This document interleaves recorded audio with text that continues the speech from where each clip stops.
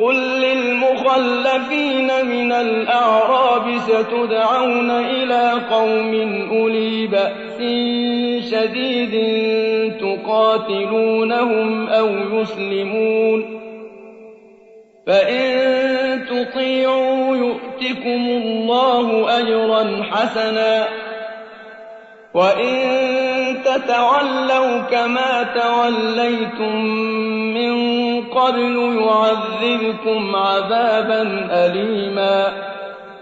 ليس على الأعمى حرج ولا على الأعرج حرج ولا على المريض حرج، ومن يطع الله ورسوله يدخله جنات تجري من تحتها الأنهار، ومن يتول يعذبه عذابا أليما.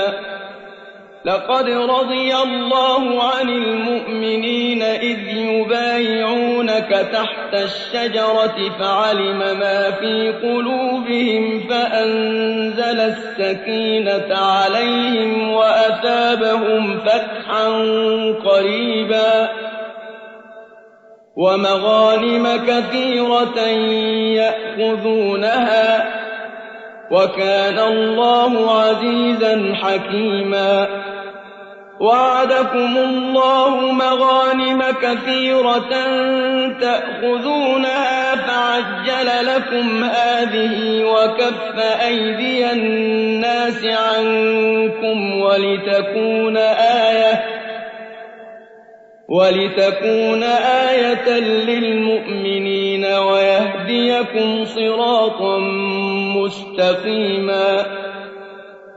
وأخرى لم تقدروا عليها قد أحاط الله بها، وكان الله على كل شيء قديرا.